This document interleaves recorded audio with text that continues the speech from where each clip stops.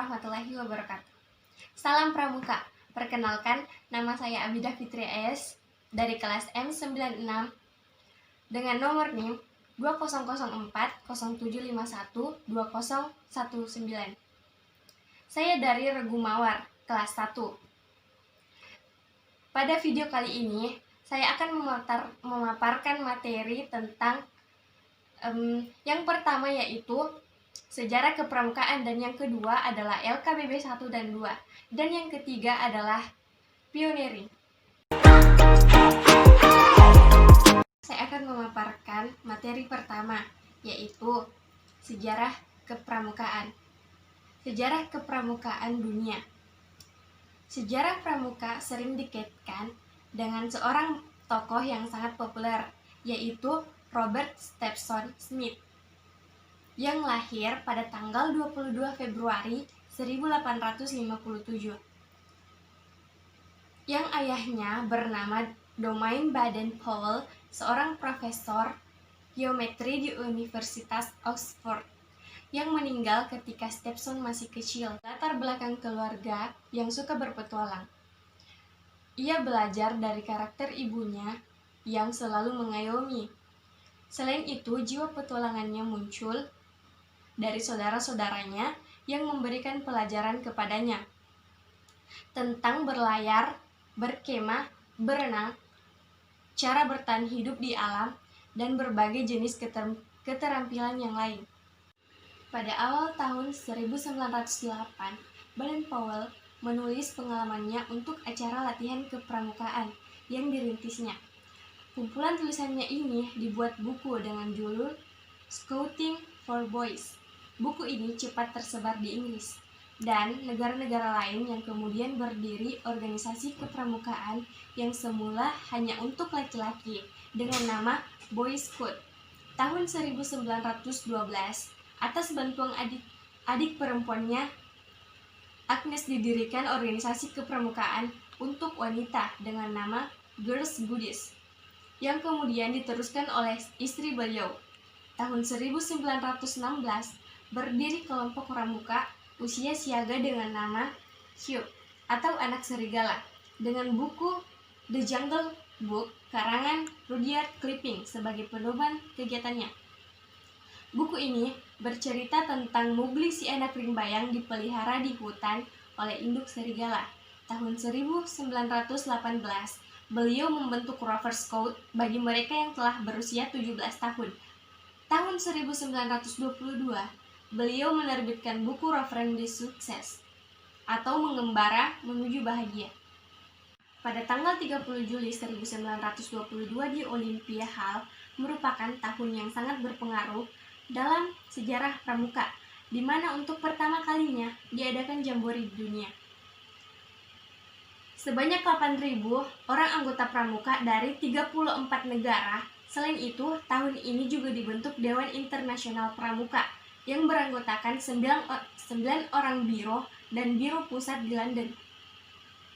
Biro Pramuka Putra Dunia memiliki 5 kantor wilayah, yaitu Costa Rica, Mesir, Filipina, Swiss, dan Nigeria. Sedangkan untuk putri memiliki 5 kantor pusat sekretariat di London dan biro kantor wilayah di Amerika Latin, Arab, Asia Pasifik, dan Eropa.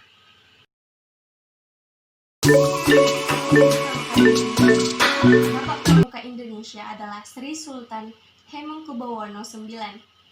Lahir di Sompalian, Ngasem, Yogyakarta 12 April 1912 dan wafat di Washington DC, Amerika Serikat pada tanggal 1 Oktober 1988.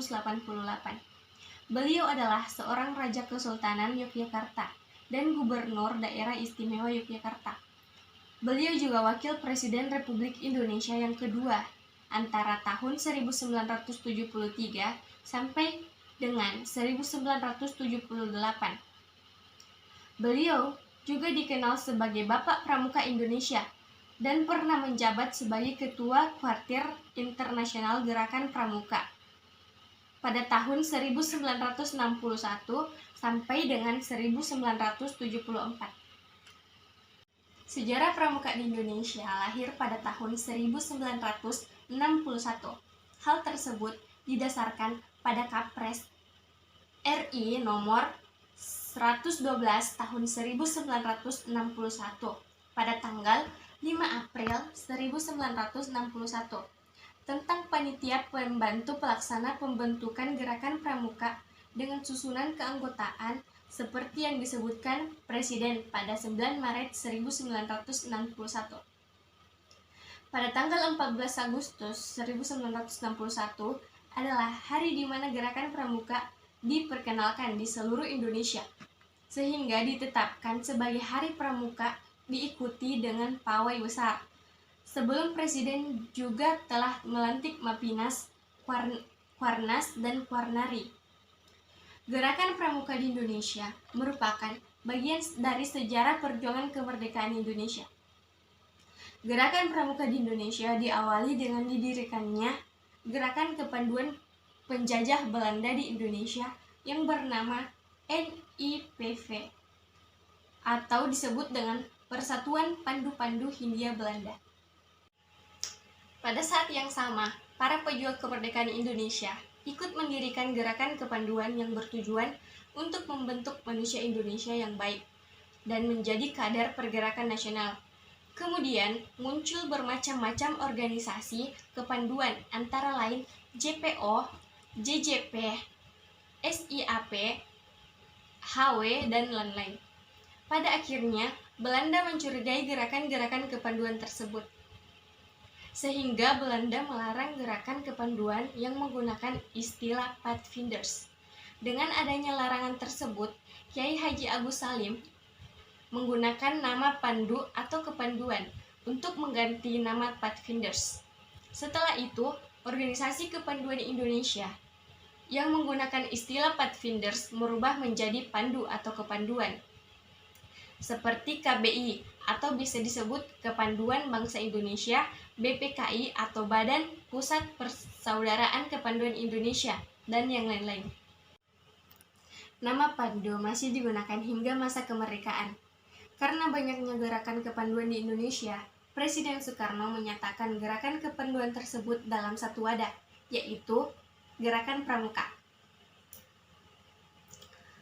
Gerakan Pramuka oleh pemerintah ditetapkan sebagai satu-satunya badan di wilayah Indonesia yang diperkenankan menyelenggarakan pendidikan kepramukaan, sehingga organisasi lain yang menyerupai dan sama sifatnya dengan gerakan pramuka dilarang keberadaannya.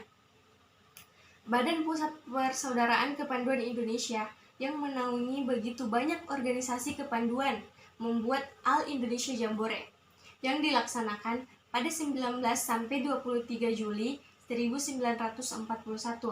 Pada saat inilah Jambore pertama di Indonesia diadakan. Pada tanggal 20 Mei 1961, Presiden Insinyur Soekarno menerbitkan Keputusan Presiden Nomor 238 tahun 1961 yang menetapkan Gerakan Pramuka sebagai satu-satunya organisasi kepanduan yang ditugaskan untuk menyelenggarakan pendidikan kepanduan bagi anak-anak dan pemuda Indonesia. Pada saat ini pula, organisasi kepanduan melebur menjadi satu yang disebut dengan Pramuka atau Praja Muda Karana.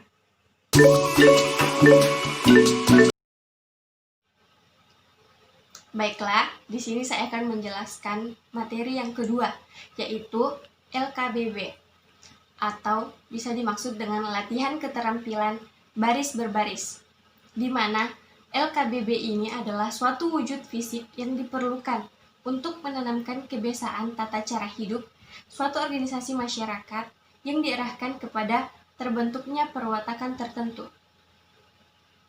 Maksud dan tujuan dari LKBB ini adalah tujuannya untuk menumbuhkan sikap jasmani yang tegap, tangkas, rasa disiplin, dan rasa tanggung jawab. Menumbuhkan sikap jasmani yang tegap tangkas adalah mengarahkan pertumbuhan tubuh yang diperlukan oleh tugas pokok. Rasa persatuan adalah adanya rasa senasib sepenanggungan dan ikatan yang sangat diperlukan dalam menjalankan tugas. Rasa disiplin adalah mengutamakan kepentingan tugas di atas kepentingan pribadi. Dan rasa tanggung jawab adalah keberanian untuk bertindak yang mengandung resiko terhadap dirinya tapi menguntungkan tugasnya. LKBB dapat berupa yang pertama itu adalah isyarat oral, dan yang kedua adalah isyarat peluit, yang ketiga itu tanpa tongkat, dan yang keempat menggunakan tongkat. Suatu perintah yang diberikan oleh suatu pemimpin kepada yang dipimpin untuk dilaksanakannya pada waktu secara serentak maupun berturut-turut. Macam-macam aba-aba ada 3. Yang pertama adalah aba-aba petunjuk, yang kedua adalah aba-aba peringatan, dan yang ketiga adalah aba-aba pelaksanaan. Aba-aba petunjuk dipergunakan hanya jika untuk menegaskan maksud aba-aba peringatan atau petunjuk. Aba-aba peringatan adalah inti perintah yang cukup jelas untuk dapat dilaksanakan tanpa ragu-ragu. Aba-aba pelaksanaan adalah ketegasan mengenai saat untuk melaksanakan aba-aba pelaksanaan yang dipakai. Contoh aba-aba yang perlu diperhatikan dalam LKBB adalah berkumpul, luruskan. Yang kedua adalah berhitung. Ketiga, setengah lancang kanan dan lengan lancang kanan. Yang keempat, lencang kanan. Yang kelima, hadap kanan, kiri, serong kanan, kiri, dan balik kanan. Yang keenam adalah lancang depan. Dan yang ketujuh adalah maju jalan, langkah biasa, langkah tegap, dan lain-lain. Syarat peluit dalam LKBB. Macam gerakan dasar PBB. Sikap sempurna, istirahat di tempat, lancang depan, lancang kanan, hadap kiri, hadap kanan, balik kanan, hadap serong kiri, hadap serong kanan, dan berhitung. Hormat, jalan di tempat.